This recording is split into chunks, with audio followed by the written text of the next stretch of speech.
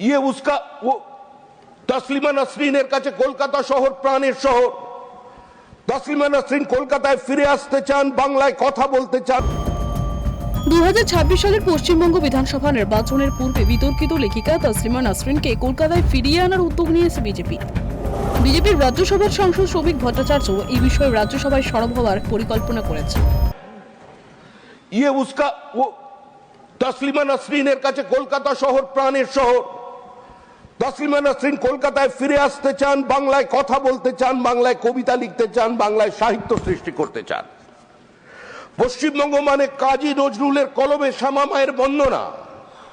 পশ্চিমবঙ্গ মানে নারী মুক্তি আর নারী স্বাধীনতার দৃষ্টান্ত কাদম্বিনী গঙ্গোপাধ্যায় থেকে কবি চন্দ্রাবতী।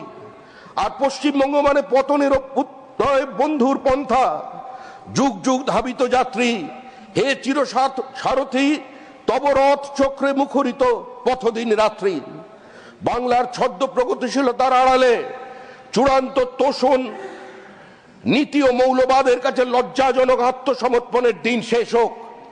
তসলিমার প্রত্যাবর্তন। 2007 সালের 22 নভেম্বর থেকে তসলিমা নসরিন কলকাতা ছেড়ে অন্যত্র বসবাস করছেন।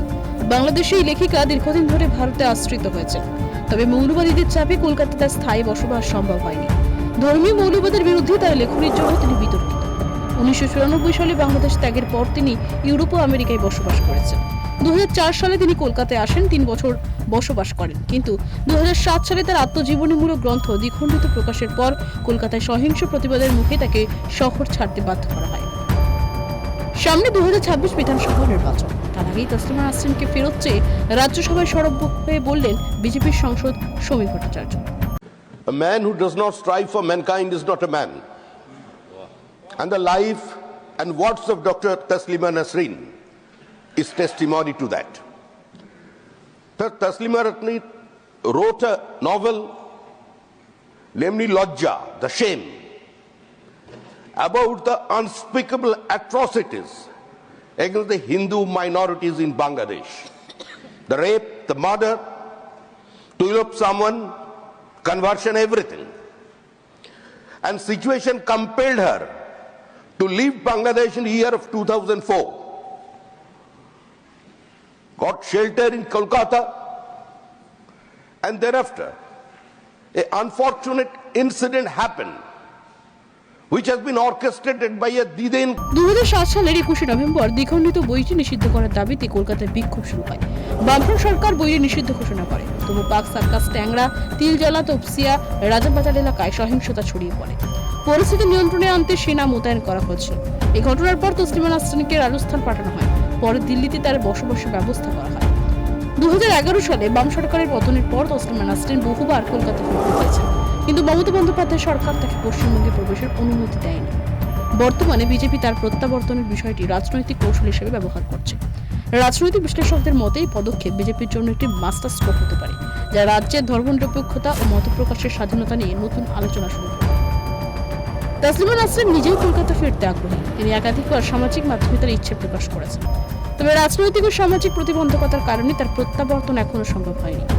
বিজেপির এই উদ্যোগ সফল হলে এটি তসলিমা নসরিনের জন্য নতুন দিগন্ত উন্মোচন করতে পারে এবং পশ্চিমবঙ্গের রাজনৈতিক প্রেক্ষাপটে নতুন মাত্রা যোগ করতে পারে।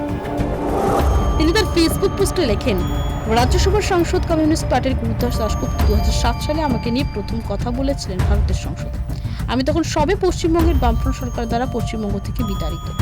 বাংলার টানে প্রাণের টানে যে শহরে বসবাস শুরু করেছিলাম, সেই শহর থেকে কখন যে বিতাড়িত হতে হবে কল্পনা করিনি। শ্রদ্ধেয় গুরুদাস দাশগুপ্তের প্রতিবাদ করেছিলেন। তিনি দাবি জানিয়েছিলেন আমাকে যেন পশ্চিমবঙ্গে ফিরিয়ে দেওয়া হয়। তারপর দীর্ঘ বছর কোনো রাজনীতিক আমার কলকাতায় ফেরা নিয়ে কোনো কথা বলেননি। মাঝখানে আকাশ আর টিভি চ্যানেল থেকে সম্প্রচার হতে যাচ্ছিল দুঃসহবাস নামে আমার লেখা যে মেগা সিরিয়ালটি, সেটির সম্প্রচার বর্তমানে সরকার বন্ধ করে দেয়। আজ 18 বছর পর রাজ্যসভার সাংসদ ভারতীয় জনতা পার্টি শ্রমিক ভট্টাচার্য আমাকে কলকাতায় ফেরানোর দাবি জানালেন সংসদে। জানি না কলকাতায় শেষ পর্যন্ত আমার ফেরা হবে কিনা, তবে তিনি যে আমার কথা মনে করেছেন, মানবাধিকারের পক্ষে দাঁড়ানোর অপরাধে নিজের জন্মভূমি থেকে নির্বাসিত আমি। বাংলায় লেখালেখি চালিয়ে যেতে হলে পশ্চিমবঙ্গের বাঙালি পরিবেশ পাশ করা আমার জন্য গুরুত্বপূর্ণ, তা তিনি উপলব্ধি করেছেন বলে তাকে ধন্যবাদ এবং কৃতজ্ঞতা। Bureau report, tribe TV Bangla.